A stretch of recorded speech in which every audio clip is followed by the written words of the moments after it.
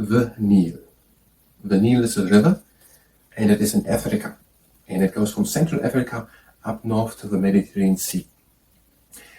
And it is the longest river in the world, 6,648 kilometers, 150 kilometers longer than the Amazon in South America. It is draining a tenth of Africa. And it doesn't have the hugest drainage basin of the world, but the longest. Bigger are the ones of the Amazon, for example, over here in Southern Africa. Now, what is going on there? This long river belongs to one of the earth. It starts at the Kaga River in Burundi. And then it goes through Tanzania and Rwanda into the Lake Victoria. And the Lake Victoria is big. It lies on the equator. It is big, but shallow. And it goes then out in Uganda at Jija, at Victoria. It goes out and is there 400 meters wide where the Nile proper starts. I think at that place it's still called the Mountain Nile. And then it goes on into the Sudanese plain. And there is the Sud. And that is a swampy area. And then it's also sort of many meanders and grasses and reed also then floating on the surface and blocking the light in some places. And then there comes, at Lake No, comes the Bahr el Ghazal, the river from the southwest, and from there on it is the White Nile. There, a bit north of the Lake Victoria, there's also the Maputo Sese Seko Lake, and joined through the Sembliki River, the Lake Edward. And these are the two main sources of the White Nile. Now it goes from Lake No, it goes on and on and on, and then it is joined at Khartoum with the Blue Nile. And that is a very important river. It comes from the Ethiopian highlands at 1,800 meters high at Lake Tata. And there's also a second river, the Atbara, also coming there in, joining them a little north of at Kaforo. And there is monsoon, summer monsoon, June, July, September, and also in these months the melting of the ices, of the snow in the Ethiopian highlands, and then comes 2/3 of the water of the whole Nile from the Blue Nile, and not where it comes further down from Africa. It's still far down in Africa, depending on where one is looking, from so far. Now, and then it goes on and then comes to the Nubian desert, and there it makes an S shape, that's way around, I think. 30,000 kilometers does it go through the Nubian desert, and there is the floodplain just narrow. There's not so much cultivation possible. And then it goes on and on and on, 3,000 kilometers up, and then it reaches Aswan, which is already in Egypt, in southern Egypt. And there was started to be built in 1960, the Aswan High Dam. A big dam, 111 meters high and 3.2 kilometers wide, and behind it is the Lake Nassau. 480 kilometers long, this Lake Nassau, and it is the largest human-made lake in the world. It goes up until Sudan. Now, then it goes on through the Nile Valley, and there's more cultivation possible. 15 kilometers wide is the floodplain there, and it goes on and reaches then Cairo, and there at Cairo it is then fanning out, becoming the Nile Delta, 160 kilometers north and 240 kilometers wide, and goes then into the Mediterranean Sea. And it had in ancient times 7 main outcoming points, 7 streams. Now it has 2 main ones, Rosetta and Damietta. So, and there it goes on. So there is also then irrigation done with the Nile. Basin irrigation is done. They let the water run in already in ancient times, and then they close it off with earth dams, waiting 2 months until the sun has evaporated the water, and then they're planting in the reddish gray fertile silt new plants, new crops. The problem with it is that it is just once a year possible when there is a big Nile flood. So they started to build many dams. So like the Aswan High Dam, there's also hydroelectric dam, so that they can make irrigation all the year around. There was a bit speculating around where the Nile comes from. I think also there between Aswan and further down Khartoum, there are 6 cataracts or rapids. One of them is now underwater through the Aswan High Dam. And the navigation is not possible so good with ships. maybe partly because of that reason. There was a lot of speculation where comes the Nile from. Ptolemy lived in the 2nd century, so already 2000 years after the ancient Egypt, where the Nile goes along at Luxor, Kafar, Thebes, Memphis, Giza. He in the 2nd century wasn't thinking it comes from the Twin Lakes, fed through the mountains of the moon. There was when John Henning Speck, who discovered in 1858 the Lake Victoria, and also Samuel Baker and H.M. something. They then found other lakes there, the Mabuzo Sese Seko, then named Lake Albert and Lake Albert, and that puzzles then another idea together that it comes the White Nile from these lakes there. Lake Victoria through the Semliki River joined the Mabuzo Sese Seko in the Albert Lake, whereas the White Nile, the Blue Nile, comes there from Ethiopia. And that all is according to Leonard Greggson's Wonders of the World book on the pages 28, 29 and 30, where it's also written that through the building of the Aswan High Dam, some archaeological sites like Abu Simbel were underwater, where the temples of Ramses II, rock cut into mountain were flooded, which they would have been if they would not have moved away. So the ones of Ramses II, rock cut temple, were moved away to other places.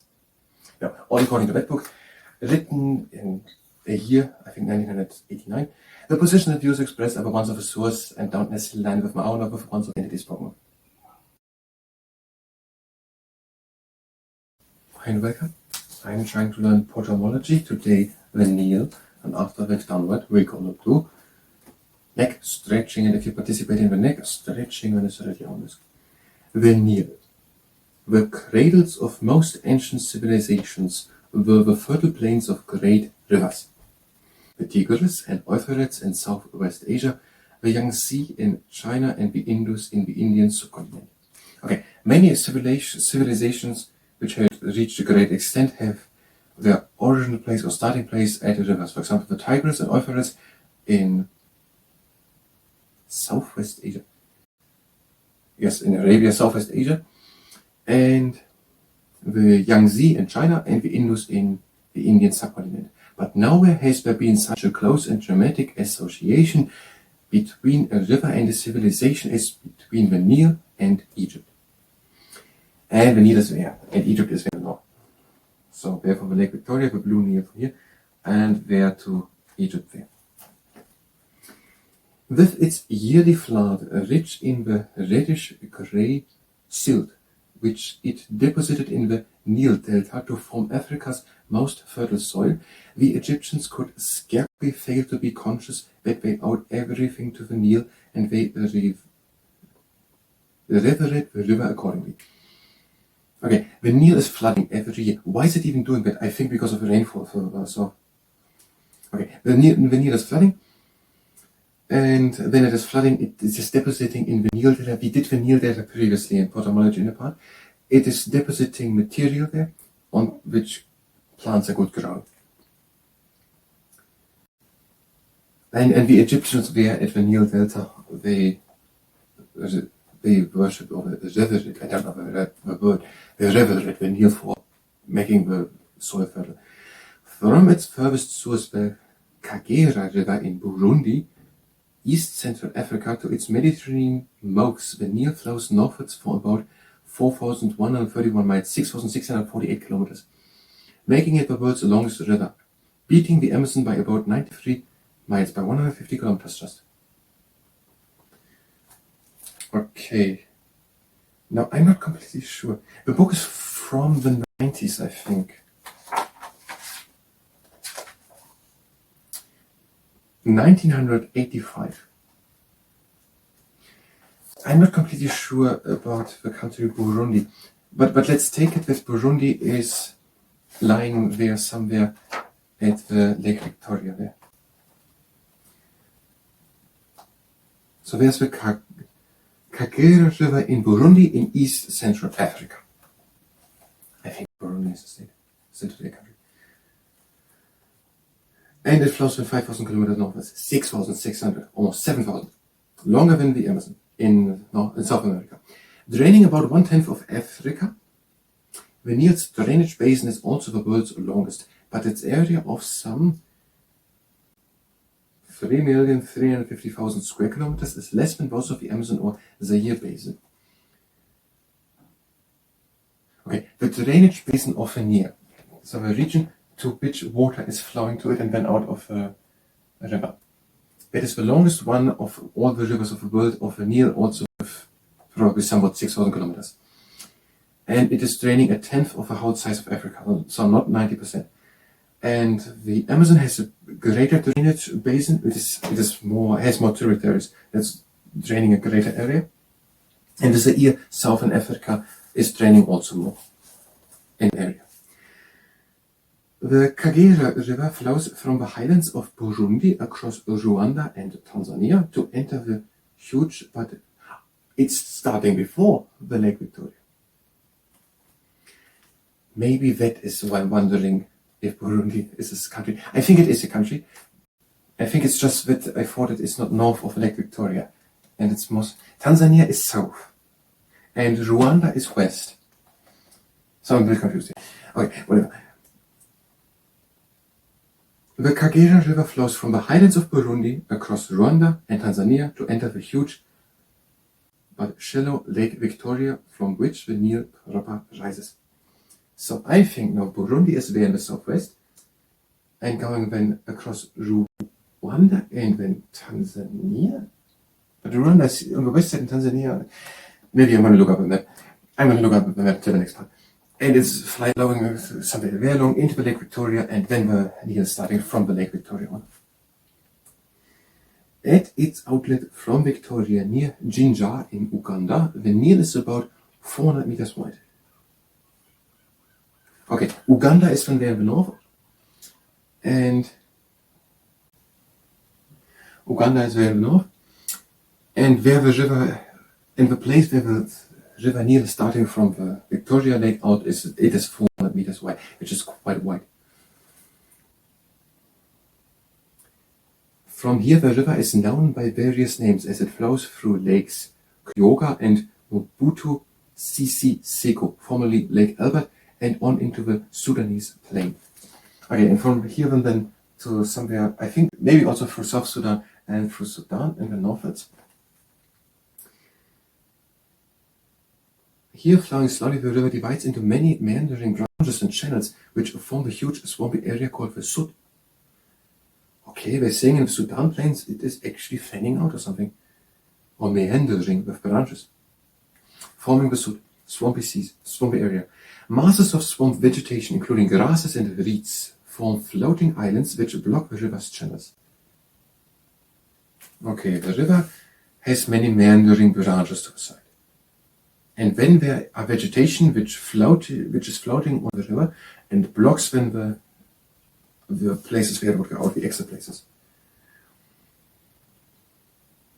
At Lake No, not here, there is the Aswan Haida. That was mentioned in the episodes about here.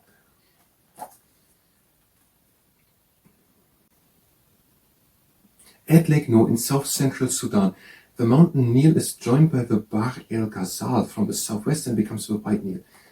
At Lake No, where's the Lake No, not on the map. Okay, at the Lake No in south-central Sudan, so which would be pretty much here, so it could be fitting. The White Nile is joined by the river's greatest tributary, the Blue Nile, okay, which drains from the high Ethiopian mountains to the southeast. Okay, the Blue Nile is there in the mountains of Ethiopia starting, and there in South and Central Sudan or South Sudan, let's say Sudan, South and Central Sudan, it's 985, I don't know, and now upwards.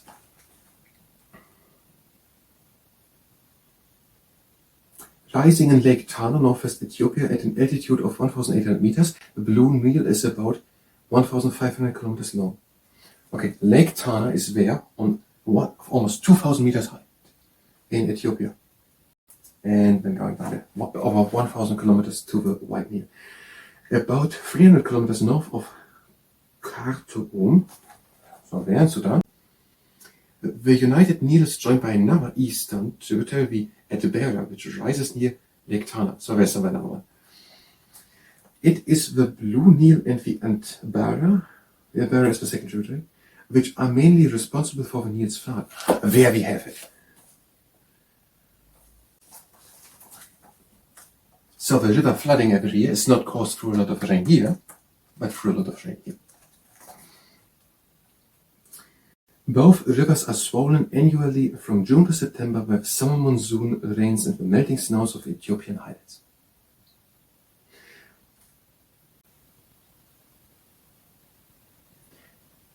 We have in another series also Egyptology. It would be interesting to know what the ancient Egyptians thought about the yearly floods, the annual rising of the Nile. It is estimated that at this time the Blue Nile supplies about 2/3 of the Nile's waters. Okay, 2/3 of the water comes from there during May to September. After joining the Atbara, the Nile flows through the arid Nubian desert.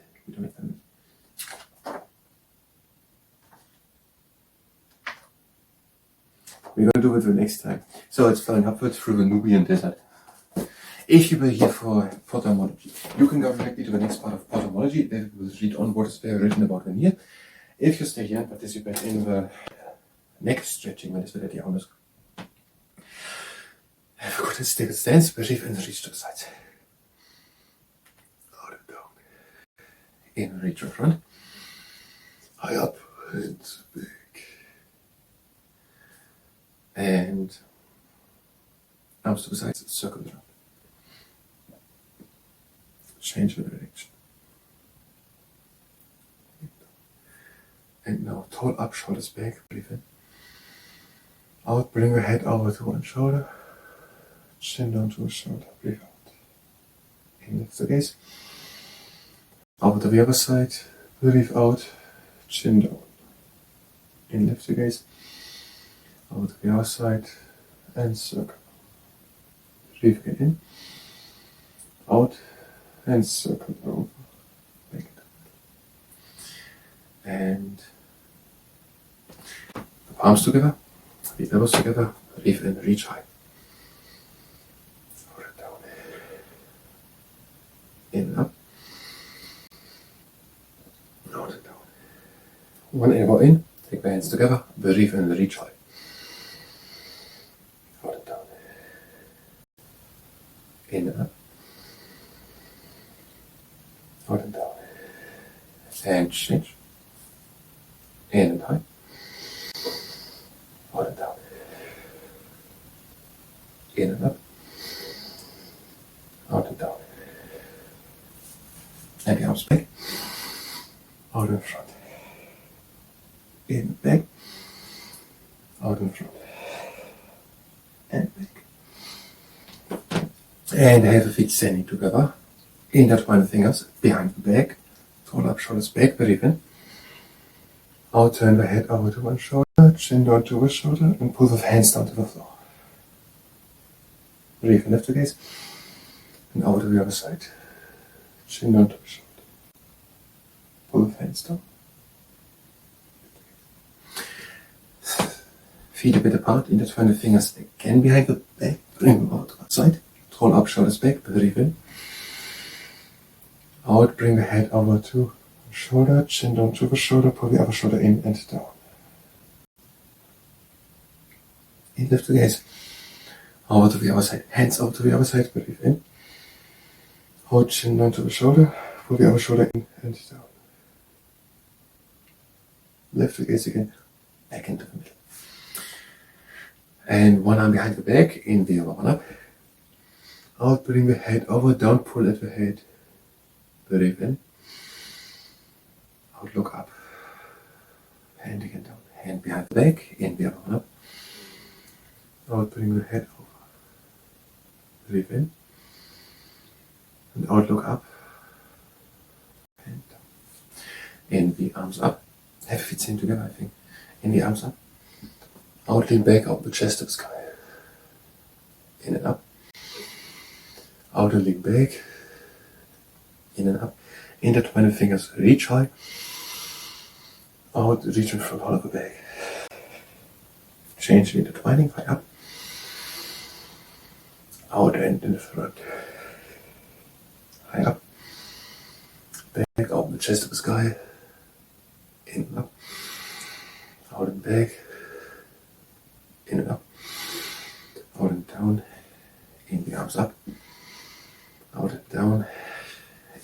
bring the hands to touch, and lower them down to heart center. That was the neck stretching. I thank you very much, and until next time.